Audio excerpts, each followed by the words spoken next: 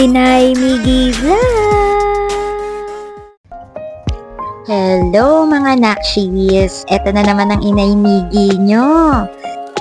Samahan nyo ko ngayon. Meron akong i-unbox na fan. Dati kasi ang ginagamit ko is yung mga clip fan tsaka yung stand fan na yung version siya ng na stand fan ng mga clip fan na nauso dati. Naging fan talaga ako nung mga ganong klase ng electric fan nung time na talaga namang nagtitipid ako sa kuryente. Sinong nakaka-relate dyan? Hanggang ngayon pa rin naman, syempre, tayong mga nanay, nagtitipid talaga tayo sa kuryente. Kaya hanggat maaari, maghahanap talaga tayo ng appliances na makakatipid tayo at the same time, affordable siya pag binili mo at matibay din, worth it kumbaga. At eto na nga, dakilang tambay kasi ang nanay nyo dito sa TikTok hanggang sa nakita ko tong brand ng electric fan na to. Nakita ko yung mga review nito is magaganda naman. At mukhang worth it naman yung pagbili. Nataunan pa nung time na chine-check ko tong product nito, naka-sale sila. Imagine, naka-buy one take one sila nung time na nag-check out ako with the original price ng $1,599.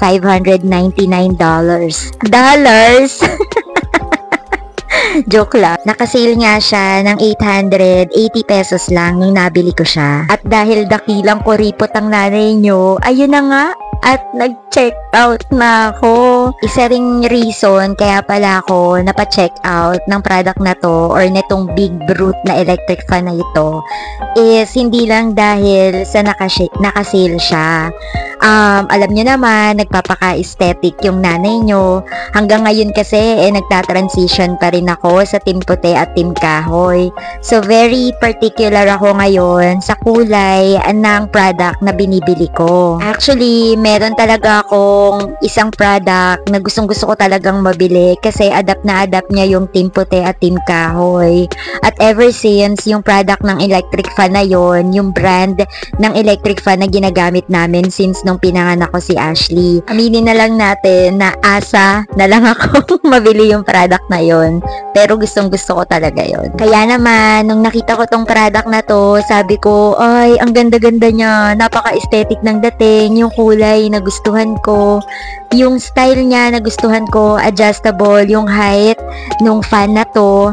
16 inches na nga pala yung sukat nito. Meron siyang 5 blades, 60 watts na rin yung power niya, at ang kanyang voltage is 220 volts. Tapos 125 yung height niya na pinakamataas kapag i-adjust mo. Meron na rin siyang 3 mode level, which is low, medium, and high. Meron na rin siyang pa-night light effect kapag gusto mong nakapatay yung ilaw sa loob ng kwarto mo. O diba, ang syala-syala. Ang kagandahan pa nitong item na to is full copper motor na siya. So, protection na yun for overheating. O diba, maganda na rin siyang product. At the same time, energy saver na rin siya. Sa ngayon nga pala, wala sila ngayon, out of stock yung product na to. Pero don't worry mga nakshi, ilalagay ko sa yellow basket ko kapag nagkaroon na ng available na product.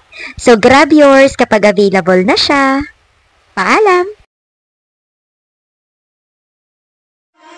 Inay Miggy Vlog! See you on my next feed! Paalam!